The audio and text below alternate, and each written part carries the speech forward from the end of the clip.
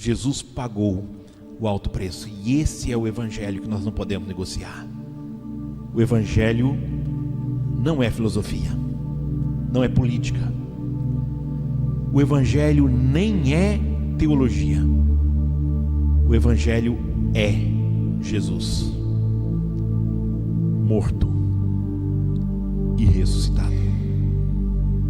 E eu e você precisamos, num tempo onde as pessoas têm esquecido isto, pregado e vivido um outro evangelho, nos lembrar e lembrar as pessoas que se não há morte de Cristo, se não há ressurreição de Jesus, não há evangelho, por mais bonito que seja o discurso.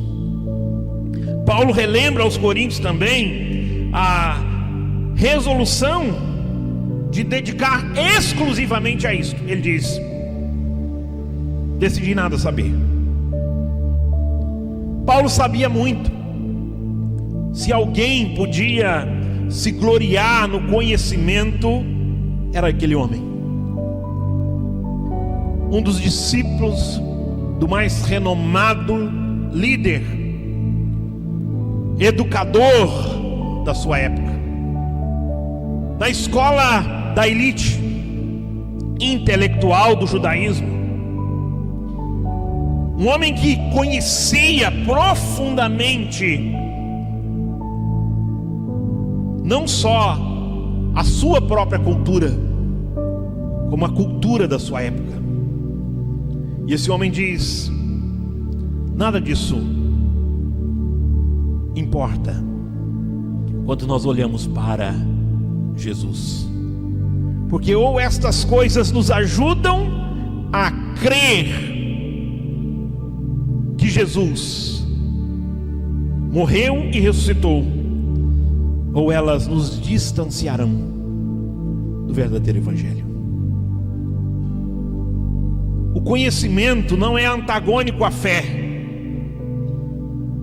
mas a fé não é fundamentada e não pode ser fundamentada no conhecimento humano, meramente no conhecimento humano, mas no poder do Espírito que ressuscitou o Filho de Deus ao terceiro dia, depois dele ir à cruz por mim e por você.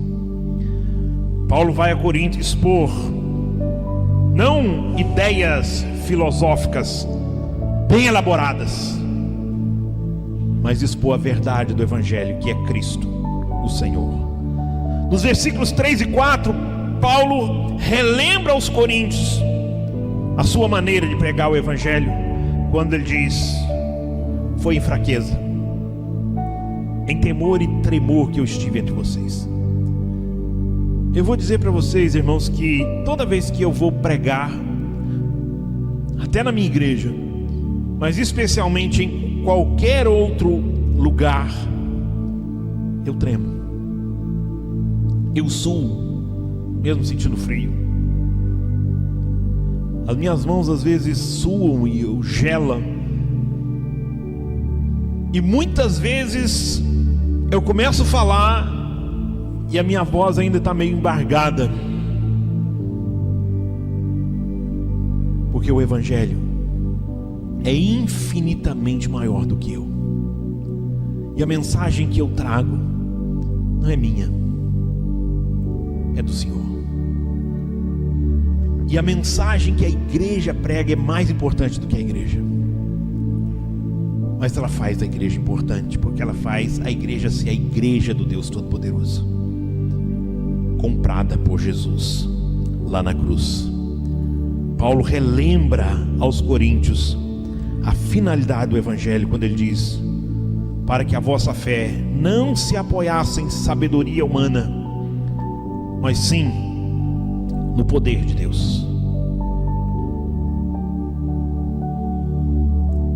Eu gosto muito do conhecimento, apesar de não conhecer quase nada. Mas o conhecimento, seja ele qualquer área, ele precisa ser um instrumento, ele não pode ser um fim. Ele precisa ser um instrumento para a glória de Deus.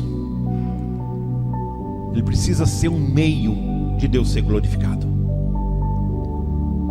do nome do Senhor Jesus ser pregado, porque senão nós estamos vendendo uma mensagem, não o Evangelho.